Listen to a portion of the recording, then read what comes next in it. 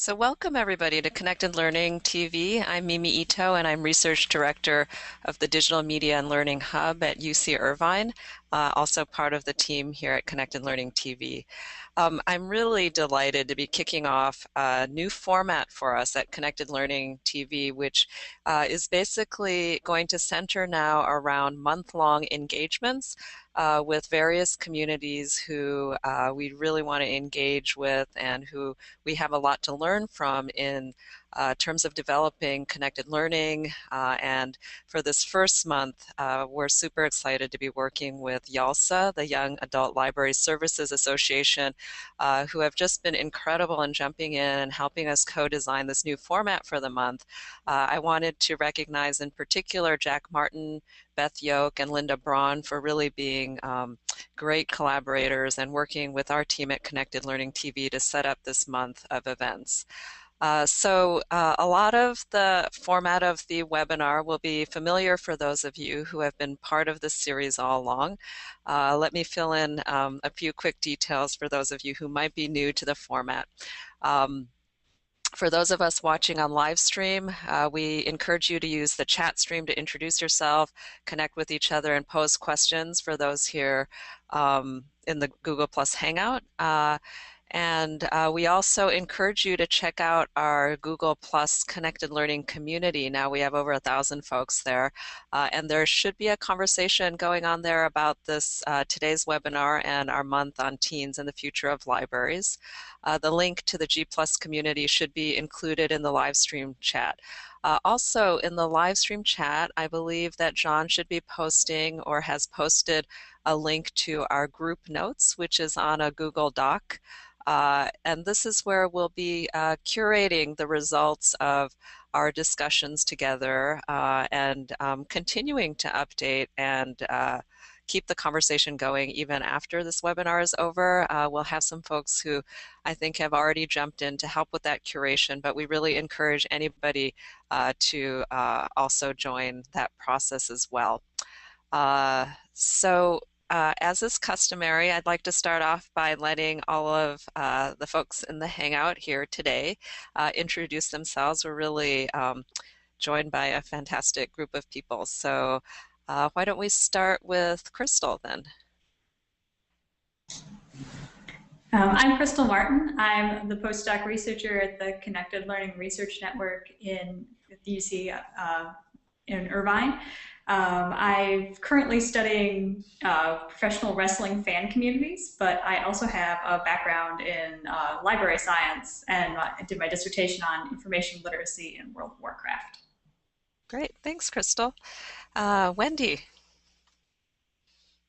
Oh, you're gonna have to unmute. Sorry, that would help. I'm Wendy Stevens. I'm a high school librarian at Coleman High School in Coleman, Alabama, and also the YALSA blog member manager right now. Great to have you, Wendy. Renee? Hi, I'm Renee Newmeyer. I'm the Oops, you may be having some bandwidth issues. Can you hear me? Oh, you're back. Okay. I'm the young adult librarian at Evanston Public Library. Great to have you, Renee. Thanks. So I'm going to turn it over to Jack Martin to really frame up our monthly theme on teens and the future of libraries and some of how we're hoping folks will engage and be part of the activities for this month.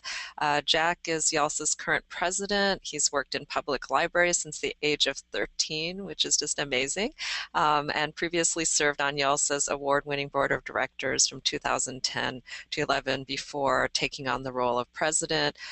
Jack's also at Global Kids and involved in fashion program through the New York City Hive Network, and so is involved in so many dimensions of this work. And we're really delighted to have Jack as sort of our host for this month. And I'll turn it over to Jack now to frame up some of the conversation. Thanks, Mimi. Gosh, like I'm blushing over here because like of that introduction. So I really appreciate it. So yes, I'm Jack, and I am stoked to be the president of YALSA because of all the really amazing things that is going on in the association. For those of you who don't know what YALSA is, we're actually YALSA is the short version of the Young Adult Library Services Association. We're a division of the American Library Association. We are a national association of librarians, library workers, and advocates, and our mission is to expand and strengthen library services for teens age 12 to 18, and ultimately making the library and the learning experience for teens as awesome as possible. And we work with members all over the country to help them build capacity, to provide professional development, to provide resources. So we are definitely involved in all of that. So for those of you who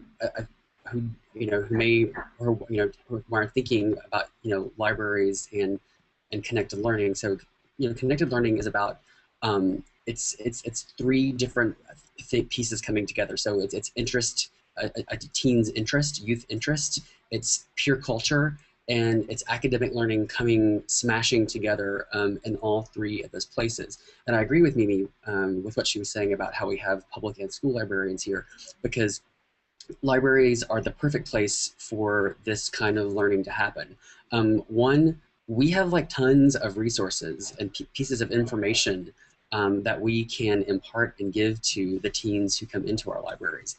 Number two, we have we have space. Some libraries have more space than others. We have space for kids to come together, to meet, to hang out, to talk to each other, to learn about what's going on. We have space for technology, for for them to connect online, connect mobilely, to use free internet, which is kind of a hot commodity on the planet right now. We also have expertise and guidance and mentors, and then whether it's our teen librarians and teen library workers ourselves, or maybe it's the teens who we know and love and come to our libraries and are on our teen advisory boards. So again, like, I'm really excited about this because I think libraries we're perfectly positioned to step into connected learning. I dare say that I bet there are a lot of libraries who are already practicing connected learning stuff, but maybe you just don't know it yet. So I'm really excited to be with you, to be part of this conversation all month long. We have quite a bit of, we're going to be covering quite a bit over the next few weeks. So today we're going to talk in general about teens and the future of libraries and why teens are the future of libraries and how we can support their learning needs, and whether that happens in an analog format or an online format. We're going to talk next Tuesday on May the 7th about the importance of youth access to technology in libraries. On the 14th, we're going to talk about how libraries and library workers can effectively leverage social media in library programs. The 21st, we're going to talk about how we can get libraries and IT administrators on board with leveraging social media, because we know we love it and we have it out there, but sometimes it's hard to get the higher ups on board with and help them understand how social media and digital media plays into the actual learning. And then finally, on the 28th, we're going to have a session on about sharing best practices about teens and the future of libraries. So so hopefully all of y'all out there in the world who are watching this right now you'll be able to participate. Well, we hope in all of these activities, but as many as possible. Whether it's through our Google Plus page, whether it's through our live stream. We have a hashtag, the future of the future of libraries. We want you to participate on Twitter. We also have some great YALSA resources out there too. So Wendy she heads up our YALSA blog, so you'll be seeing lots of stuff out there too. And then also you can stay tuned within the DML Connected Learning community. But we really hope that this is a dialogue and not just us speaking out to people, because we want ideas, we're looking for ideas, we're looking for best practices. because he also is definitely interested in the future of libraries. I think that's all I really need to say. Great, thanks, Jack. That was a great introduction. So as Jack said, this month has really been co-designed by the YALSA team and the Connected Learning TV team, and I wanted to take just a few minutes to talk a bit about, where, or maybe to initiate the discussion about the intersection between the goals of youth serving librarians and the connected learning model, which Jack has sort of thrown out there as a focus. And I know that a lot of folks listening are probably familiar with the connected learning model, but maybe some folks aren't quite as familiar. So I'm going to just see if I can do a quick screen share to illustrate what Jack was saying about the three spheres coming crashing together, I think, and what that might look like for libraries to be part of that process of connecting young people's learning world. So hopefully that the screen share is working. And this is just a bit of a reminder of, what those spheres are that Jack was talking about. The connected learning model really came out of this recognition that when young people can find a point of intersection between the things that they're personally interested, have a supportive social and peer culture around that interest, and then finally connect that interest to opportunity, which we kind of talk about as academic and school-based, but could also include civic engagement, career opportunity. And I've always thought that, in a lot of ways, of course, the school space is really, really critical. It represents that sphere that is often for young people disconnected from their social and interest-based world. But when you can find that connection, the school is what really represents that pathway to achievement and opportunity and connection to adult worlds that's so critical for young people. I think where libraries, in my mind, play such a unique role is that they're really a set of institutions that occupy not just purely that sphere of academic achievement, but that space of intersection between an individual's interests and the kind of opportunity that our formal institutions, achievement-oriented institutions, represent in young people's lives. So as a researcher who's been interested in connected learning, I've always thought of libraries as really kind of that sweet spot to connect an individual's interest to opportunity, channeling that more self-directed and interest-driven learning into achievement, recognition, contributions to our civic and workplace kinds of institutions. And I think that more and more libraries are embracing that social and peer dimension.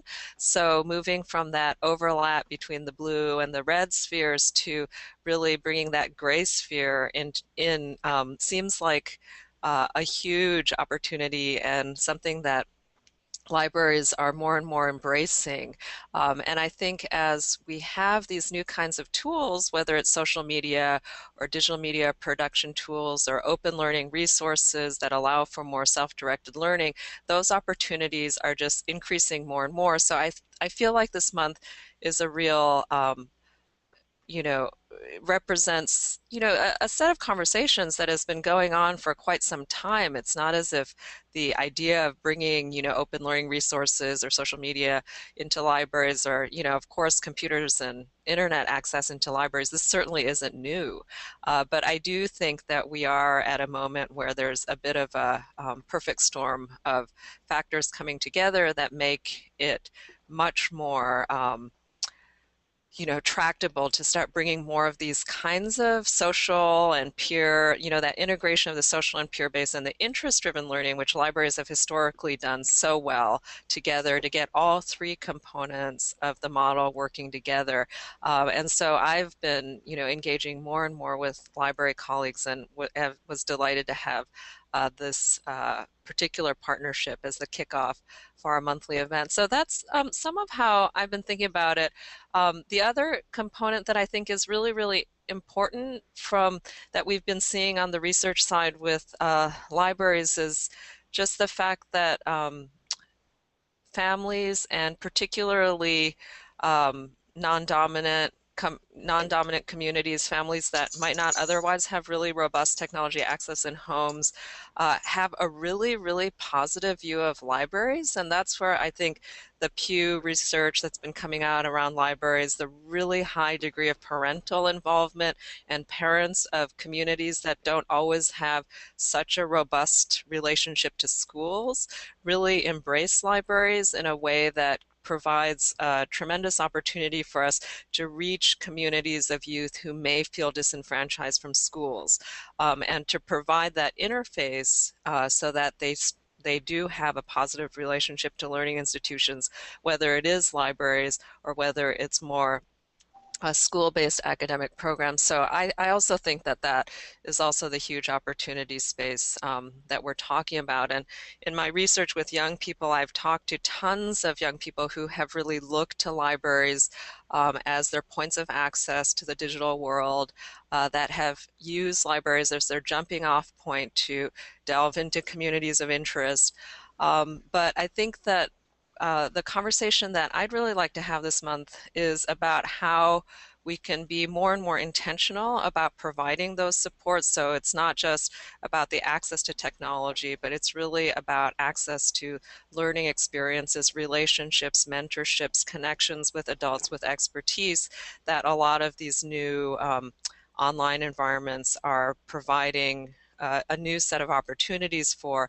And I think libraries have been fantastic places and really well recognized within communities or within schools as places where young people can get access to the internet, access to computers. And what would it mean to start framing it up as, you know, it's the technology, but it's also this learning experience and this connection to others that the library is mediating. So that's kind of the set of issues that I'm bringing to it. I want to, you know, as Jack said, we're really hoping that folks will contribute to this conversation, not just in commenting and chatting, but also in helping us shape how the month is going to roll out. So especially with this kickoff event, if people could give us ideas for issues and challenges they're grappling with, things that we should really be collectively delving into together.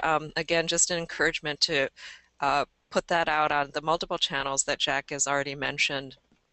I'd like to start off our discussion here on the Hangout with inviting each of the Hangout participants to, you know, talk a little bit about this question about what are the challenges and issues that we're facing in bringing connected learning, social media, new media to library spaces and programs. So I don't know, Renee, do you want to jump in to start us off here? Sure. I think libraries are trying really hard to get involved with social media. At Evanston, we use Facebook, Twitter, Tumblr, Flickr, just about everything. But it's hard to know which one teens are following or which one your community is following and using the most. Because sometimes you'll post a lot of things on Facebook, but you don't get a lot of comments or likes, or you post something on your blog. So it's kind of how to get the conversation started. I found that something, the best things we have is when I am able to post what teens are doing, whether it's books buying poetry or duct tape things they just made in a program. Those usually get the most responses from teens or their parents liking them. Great examples. Wendy, do you have something to share? Yeah, I think probably the biggest challenge for me in the libraries where I've worked has been, you know, sort of digital equity issues. The fact that so many students are dependent on the library, if not for the actual hardware, for the connectivity, which, you know, I think that New York Times article from January did a really good job of explaining how students who had the hardware still may lack the regular connectivity at home.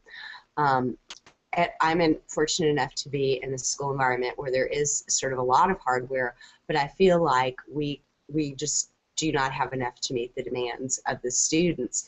And also the fact that, you know, you've got student A over here with their brand new shiny, you know, Mac Air laptop that they own and they're able to customize. And then you have another student that's using a school computer that is going to, you know, reset everything on the computer as soon as he shuts it down. So he's not able to customize it to use it in the way that he wants. So even providing access to the hardware, you know, there's still a huge skills divide, and all hardware is not created equal as well. So just making sure that all the students have the ability to really have access to different types of hardware, play around with it, and gain the experience that they're going to need to do everything from apply to jobs. I had a child applying for jobs in the library this morning to filling out the common application online. Wendy, have you found that the tablet, the growth of tablets has changed that hardware dynamic at all? I would say the students I know who have tablets tend to use them almost exclusively for media consumption. There's not a lot of production going on, and especially not a lot of sort of what we think of as the academic work, you know, the writing of papers and the writing the, you know, the sort of digital products that the teachers are wanting from the students. And, you know, I think it's possible to produce those things with a tablet. I think you have to be much more intentional and much, you know, you have to really know what you're doing. So I don't think it's that with the device it's an impossibility, but I do worry that so many parents are buying their children the devices, not realizing that the limitations that they're imposing just because of the nature of the hardware. Yeah, that's interesting. Jack or Crystal, do you want to jump in? Sure, I can jump in, unless Crystal wants to jump in first. No? Okay. I just like, as I was listening to Wendy and Renee and to Mimi, like so many things just like kind of jumped into me. So, I mean, in thinking about like social media and new media and libraries using it, a lot of what I've experienced is that there are libraries out there who are kind of jumping on the social media bandwagon. You know, they all have like, you know, Facebook feeds, they all have like Twitter, but nobody really seems to know what to do with it. And there's this just kind of like this assumption that like, if you throw it out there, like people are gonna like come and use it, and it's gonna be great and fabulous. But I think like we're trying to figure out, a lot of libraries out there are trying to figure out like what's the best use for these tools. And again, I think, was it Renee or Wendy just said, like which ones are the most effective to communicate or to work with or to reach youth. And then once you figure that out, then how actually can you reach youth via using, you know, social and digital media? One of the things that I've also kind of discovered just in my travails in the Hive NYC is you know, we have all these channels, but it's so hard to break into youth networks because there's a level of trust out there with the youth and what they want us adults to know and what we want to know about them. And so I think there's also like some relationship building issues. And then the other thing that Wendy touched on, which I also really agree with, is I think there are lots of libraries out there who are supporting or have programs that are supporting like the consumption of media. But I think like we're starting to see a little bit of a sea change with some of the maker spaces and the creation labs and the UMedia labs, where how can we help kids not just be consumers but be critical of what they're taking in and understand what they're taking in, but also to become creators of this kind of content. So those are just, that was kind of like all over the place, but those are just some of the things that were kind of like leaping into my mind as I was listening to you all. Yeah, no, that's super interesting. I think like just being somebody who's studying kids and social media, I think that issue you frame is really, really consistent across a lot of educational programs that are trying to, or even corporate, you know, contexts that are trying to use social media. Everybody feels like you've got to get on the social media bandwagon, but it has, like you're saying, Jack, I think it is the issue of what's the purpose that is framing the social media use. And I think the impulse to meet kids where they are and recognizing that peer sociability is one of the biggest motivators of engagement is incredibly important. But then from an educator point of view, it has to be an authentic purpose for the social media use, and framing the programs and the shared purposes and activities that really work is like a really, really interesting design challenge. And then understanding that young people have very different genres for how they use social media, and that the kind of purely peer sociability and friendship and romantic stuff is not the space you want to be in, but this interest-driven, what we call interest-driven participation, is the space where adult mentorship and guidance and often structured programs and learning resources are really, really welcome. So getting that genre right, I think, is incredibly important. And I think there's others I'm seeing in some of the chatter on live stream too, that this issue of production and maker spaces is really, really important and interesting to people. So let's delve into that. But I wanted to give Crystal an opportunity to jump into this framing conversation. I would just echo what Jack said from research that I've done and the youth that I've worked with, that building trust is really important, and not making it feel like you're co-opting their interest space is really important, because they have a lot of agency and they take a lot of pride in the spaces they have, and sometimes having outside people come in and work in those spaces, it just has to be approached very thoughtfully. It's not impossible. It's just it has to be a careful introduction, so they don't feel that their space has been invaded, I think. Was that a +1, Jack? Or was that you want to talk? Okay, I just want to respond to that, but also to something that you were saying about about what you're saying about meeting youth where they are, and I think libraries do a really great job of that. I think where we struggle is we sometimes stop there. I think because we have so many success stories where we say, oh, I met youth, I got their voices, I captured their voices, but then there's a whole another series of steps that you have to take in order to help them and coach them. And I think you just the way that you talked about it with the mentoring and the guidance. And I think that's something else that libraries struggle with. I think we're really good at capturing youth voices, but I think we have to figure out how to better guide them along these learning pathways to help them, get where they need to be. Yeah, and it does seem like the shared production and performance, like what we call in the connected learning model, the shared purpose principle and the production principle, these are all, concrete design principles that can help with that, like what do you do together kind of thing. So I'd be curious to hear, I know there's a bit of a movement in libraries, right, to have these more production or maker-oriented spaces. I'd be really interested to hear from folks like how that's going, whether that's how mainstream it is, what the challenges are. Renee, I think you said you might have some stories to share there. We've just been kind of piloting more maker programs, and we're taking part in Maker Ed Initiative's Maker Core this summer, and we'll be having 2 interns. And so we've just been trying out programs, but it's really hard to find the staff time to learn about all these new technologies, or how to use the equipment, or how to do the programs. But I know tons of libraries in the area I work in outside Chicago that are interested in coming together and sharing ideas. We've made a librarian group called Tinker to come together and share ideas, whether it's using Legos or doing like light photography, all different things. But we all struggle with how do we do this. But the teens and the youth that come to it are really enthusiastic. They love creating things. They love open-ended programs. They love where they can take something home, like something that's all theirs, where they kind of troubleshoot the process and figure out how to solve whatever they're working on. And Yep, go ahead. Sorry, I was just going to say, something that I've done, and it's sort of a baby step in that direction, but I've received such positive feedback from the teens in my school, is just hooking up a scanner to a computer that has Photoshop on it so that they can, scan their artwork or manipulate things that way, because I didn't realize how few of them seem to have access to those, in their home.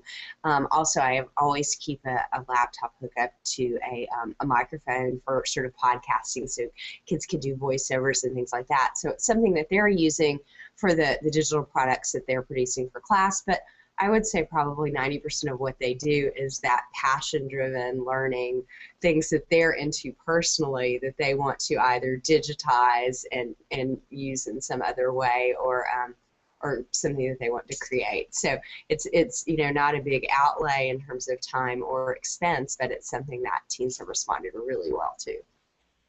Yeah, it's great to get examples of, both the you can do this right away kind of version of production, and those are great examples. And then sort of this more intensive allocation of space that you see in some of the makerspace oriented stuff. That's really interesting that having, I think that's like looking at the kinds of missing pieces in kids' ecosystem of tools that they have access to. Those are really great examples. I've been seeing in the chat that there's some discussion about now that tablets and the mobile computing is getting really good for the consumption of media, that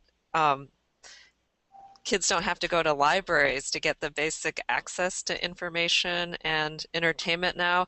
So it seems like these production-oriented opportunities are, a way to bring kids back in. I'm curious, there was a question about just the messy and loud factor of having production-oriented things in libraries. How are people feeling about that? There's definitely sort of a public stereotype about libraries being quiet places. And is that shifting, or is that still a challenge? I think that's really shifting. I think libraries being a quiet space is a real misconception. Most librarians I know are all about getting dirty and getting messy, just lay down some plastic tablecloths on the ground. So we get really excited about making stuff, and whatever gets teens or youth excited, we get excited about, because then they want to come into the library. It gives us a chance to get to know them and then figure out what their interests are, and kind of guide them into other things that might go along with them. Maybe they want to make their own ringtone for their phone, and so you can get more into music mixing, or if they're interested in photography, you can show them. If they have an iPad from school, you can show them how to edit photos on there, what free apps are available. So just it's a great way to get them into the library, and then also connect to them to other resources that are in the library too. That's great to hear. There's another question that came up, I think, in the live stream, which is just the issues of cyber safety and how to balance the desire to facilitate sharing and social media with the safety issues. Is that an issue that folks have been grappling with, or have there been any concerns or problems that have arisen in that area?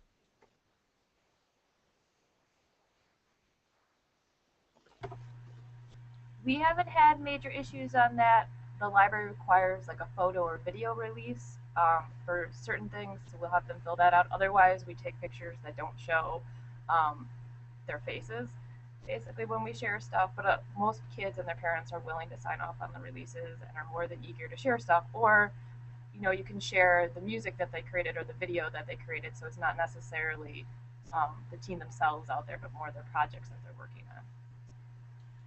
One of the issues that I've been curious about is just the issue of connecting young people to mentors and tutors and coaches in areas of interest. I feel like it's just a huge untapped opportunity, but whenever I talk to folks in both schools, school libraries and public libraries, there's a lot of just, I think, well-grounded sort of safety and policy issues that get in the way of just folks from the community coming in or connecting young people to people online. There's a perception of risk, and I'm wondering if there's, that's something that's actively being worked on, or, it is an area that folks feel like we could make some progress in. Personally, I feel like a lot of the scaremongering that was so persistent for a while seems to have waned a little bit. I really haven't I've noticed, I used to find a lot of teens that had locked Twitter accounts, and they were just very wary about sharing things online. And it's interesting for me, the phenomenon of Snapchat. A lot of my kids are using that as a way to share because of the built-in ephemeral nature of it. I think teens are actually very, if anything, they are tending to err now more on that side of caution. I'm not so worried about them, making a connection to someone inappropriate through some social media outlet that they met in the library. And I'm fortunate enough to be in a community that is really progressive in terms of embracing technology and realizing, the power of connectivity, and the positive aspects related to it. So I really am not feeling a lot of the negativity about that right now. In terms of, I noticed somebody said something about, well, if in my district, you can bring in your own hardware, but you have to be connected to the school network, which is filtered. So that gets around the legal issues with the mandate for filtering in schools. So, I feel like there are ways that it has been sort of worked out behind the scenes, and I feel like teens and even their parents now, I think they're a lot better at judging what's a real threat versus, what might be sort of overblown anxiety. That's really interesting. How you said that you're lucky to be in a fairly progressive or open-minded area about Mm-hmm. that. How typical do you feel that is among in the school library community? It's interesting because whenever you try to discuss this in a conference setting or some sort of educational venue, it seems like you do hit those people who their filters are super restrictive and they can't look at their personal email and they can't look at anything that has any sort of form integrated into it online. And so I do think you do hit those people, but I just get the sense that that's less now than it was a couple years ago. I feel like that argument for not adopting the new media is sort of waning, just because it has become so ubiquitous. Maybe we could thank all the grandparents who are on Facebook now for sort of making social media a little bit more mainstream and less creepy. I don't know. That's interesting. Yeah, I think it does seem like the tide is turning a bit, I and think so. culturally, and then the question is whether the policies are really, um, in alignment with where the culture is on that too, which it sounds like in your school you've got that Mm-hmm. got that I'm working. lucky. Yeah. So I'm curious to hear a bit more. So not just the social media connectivity, but the connection to mentors that may not occupy a traditional teacher or librarian role. Is that something that folks see as an opportunity or a challenge in that space? I think there is the sense that the access to information is becoming very fluid, but just watching youth, one of the big blockage points is their ability to connect with adult mentors in their areas of interest and expertise. And I wonder if libraries have a stronger role to play in that, or if people have seen efforts uh, to grapple with that issue. I can talk a little bit sort of about that. I mean, I think, at least like in terms of like a View Media, that the U Media spaces that have been popping up all over the country and and actually the world. They have a terrific a terrific model about of actually having mentors in the room. Again, for me, it all goes back to I think that libraries have we always just say we've said, oh we have great stuff and we talk to kids and this is and we have and this is and so we're just gonna open the doors and show you this is what we have.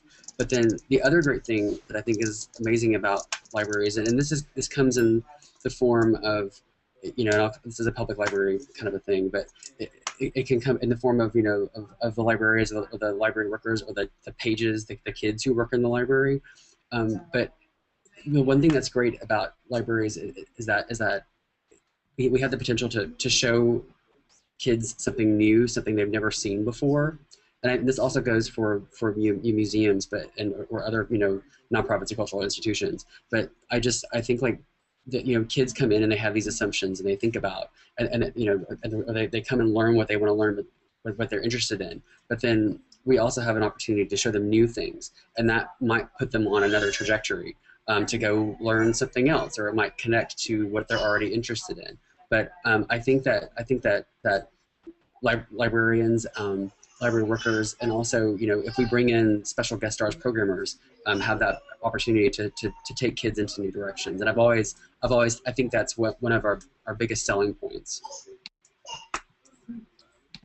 Yeah, I totally agree. I mean, I feel like libraries have always been sort of the window to the world in a lot of ways for self-directed learning. And, you know, now that window includes all of these social communities of interest and lots of other things in the online space, but also just the real life, you know, people connections to the community and opportunities in the community. And I think that's what's been interesting to see different library programs experiment with different dimensions of it. Like I see the UMedia programs bringing those real life mentors and, you know, connecting to opportunities outside of the library walls, but in the community, but using the library space as that place to work together to make things. And so that's an interesting model.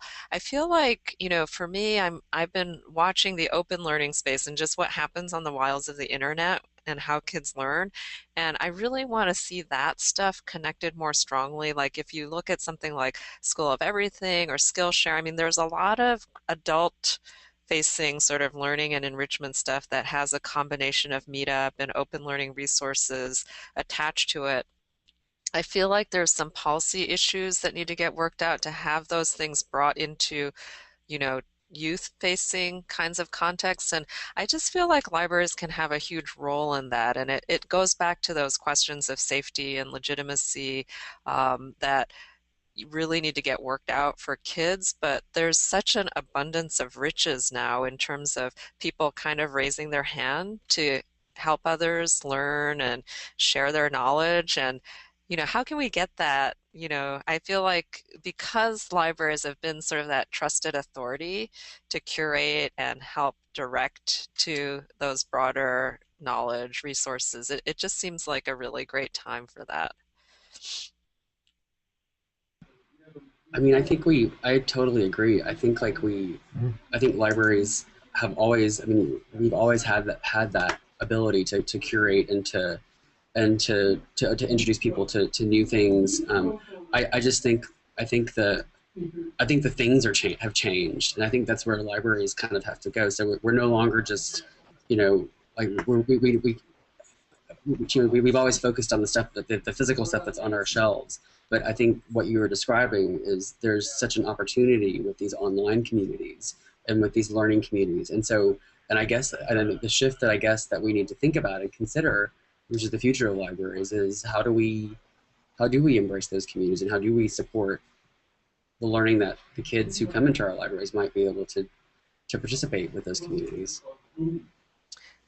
I think there's also a related thread that's happening on the live stream about just how to bring teens into the design process around this, and teen advisory boards is one mechanism that people have been experimenting with, which is really interesting. So how do kids advocate to have their communities and interests represented in library spaces? That seems like really super interesting. And in the school space, I've been really just from a research perspective interested in student-run clubs as a model that schools have for how students can advocate to have their interests represented within the school infrastructure.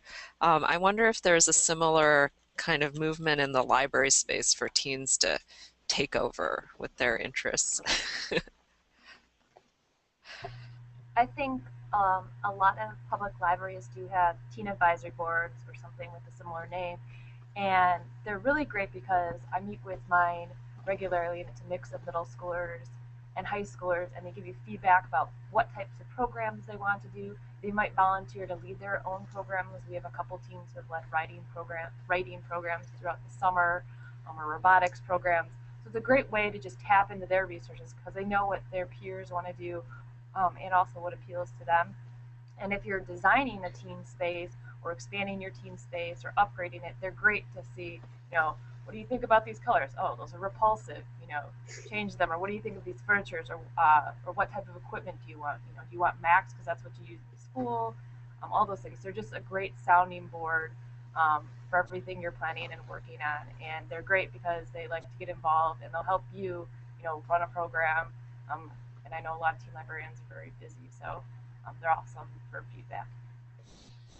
Yeah, that's great. That's really inspiring. I see some comments in the live stream too about just the co-design that librarians are doing with teens and program development. That seems like a huge opportunity. I think in UMedia Chicago, where we've been doing some research, those have been really successful, like having a group of gamer kids co-design a gamer podcast with, a librarian, and I think Taylor will be coming into one of our sessions later. Maybe you can talk more about that. And I remember just even with my own kids, it's like, oh my God, they're running a Yu-Gi-Oh game competition in the library, and these things that are sort of responsive to what's happening within kid or teen culture.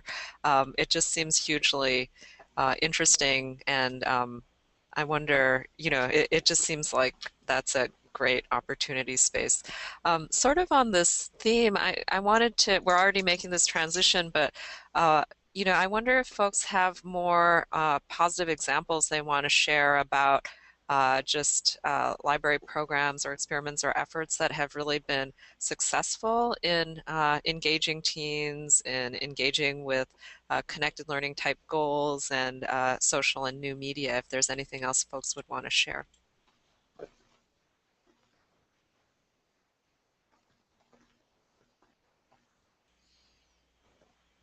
I know you guys have examples. Well, I will say one thing that involves both the team programming and then also the connected learning aspect. I had students who were very interested in poetry slams, and they were actually recruiting all. I have to mention that the bathroom in the library is in my office, so I just had a student who I'm not surprised at all burst in here to use that. Anyway, but students who were very, very driven to do a poetry slam. We had these great attendances, and then they sort of started to wane.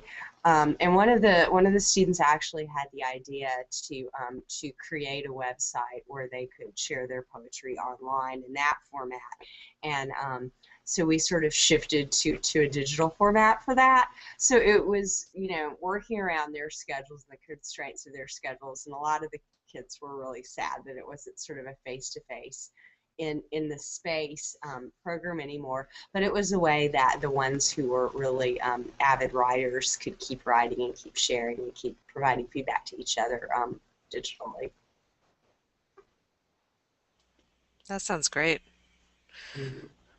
I was going to share, so one of the programs that came out of our teen advisory group that I ran at the New York Public Library back in like 2004, 2005, it actually came from the publishing world. So we had the teen advisory group. They had for some reason that year there were always books about prom that came out, and we had all these kind of like outsider kids from different communities around New York City, and so they were like, "What's up with this prom stuff? Prom sucks. Let's have an anti-prom." And so we used them to actually plan an anti-prom event that started like 5 or 6 years ago, which is like, amazing. Kids to plan parties all the time at the library.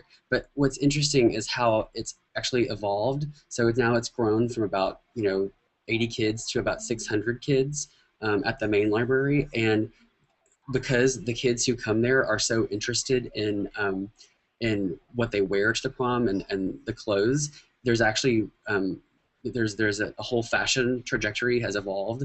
So now there's a design program that where kids from a local high school design looks that they would wear to the anti-prom, and they go through the entire design process. They do research at the library around the theme, whether it's about monsters or vampires or it's about film noir, and then there's actually and then they create and then they show, so that there's been so what started with just this kind of a party idea has actually evolved into almost a connected learning experience, I think, where kids are involved in the making and the production of these garments.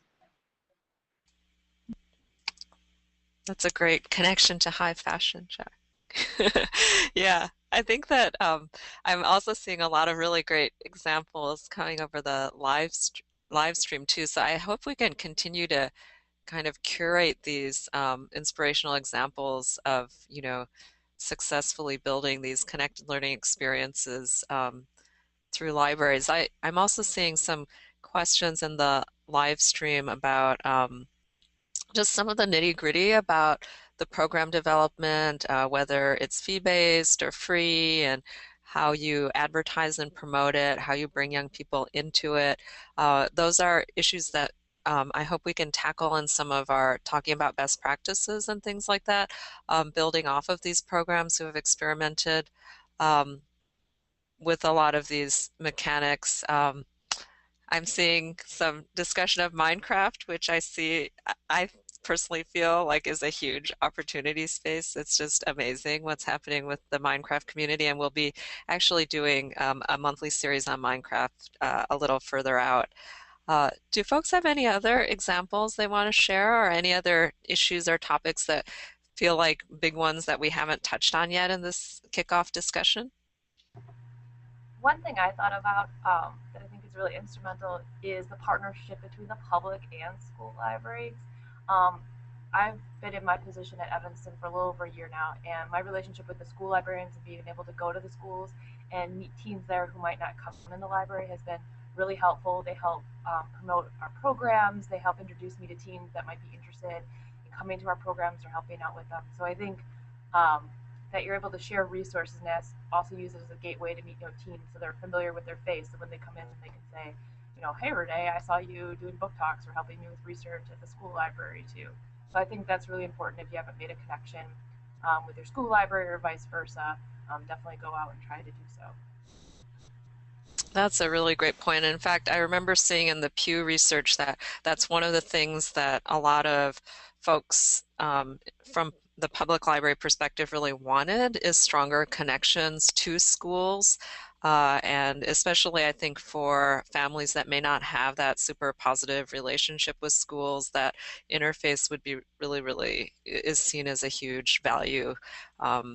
I'm also curious sort of on this theme about just connections to other cultural institutions too. So that's another thing that I think some of the Hive networks and new media stuff coming out of DML have been experimenting with is what does it look like to have a strong connection to your zoo or your museum and other sources of expertise and mentorship that come through. Again, the library is the interface to those families and youth. And so whether it's schools or, museums, which often feel much less accessible than libraries for a lot of families, what would that interface look like? That's an issue I would be interested in. Anything else? We're sort of moving to kind of near the end of our hour, which has gone really fast, but there's definitely more to come. I mean, this is really just the start of the conversation. I just, as is our practice, I just wanted to give everybody in the Hangout an opportunity for a last comment before we close. So I don't know who wants to jump in first. Crystal, do you have a closing comment you want to make? Sure. I also teach or I've taught in the past in library school, and so for me, I teach games in libraries and digital medias and libraries classes to kind of help this at the for prospective librarians, which I think is important. I think there should be more opportunities for already existing librarians to have professional development, to kind of like see kind of programs you can run, et cetera, and this kind of area to help move it forward. Great point. Wendy. I would just say that, I think some school librarians tend to really focus on support for the academic institution and for meeting the needs of the curriculum. And while that is a terrific thing to do, I think we also have to look at the affective and emotional needs of our students. And I think if we can help them in that capacity, it will be all the easier to become instructional partners when they need that as well. That's a great point to keep in view. Renee? I think my last thing would be, if you are thinking of trying some of these things, just give it a try. You don't have to have all the fancy equipment or anything like that.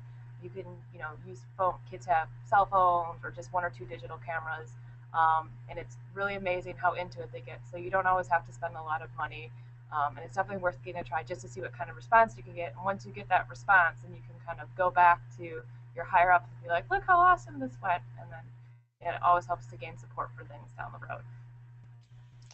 That's a great tip, Renee. It doesn't take a lot to just try something. Jack?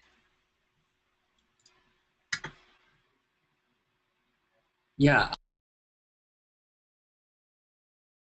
Whoops, I think you muted. Okay, so I'm really excited by what Renee just said about don't be afraid, just give it a try.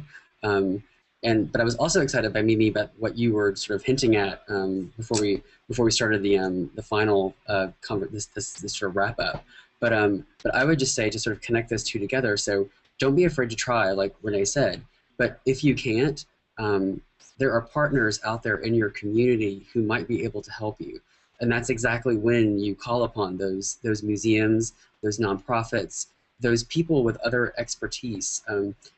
I think that librarians and libraries sometimes think they can do it all, but they don't have to, and they may not need to. And there may be people out there in your community or beyond or online who can help you out. And so I get really excited about those kinds of things.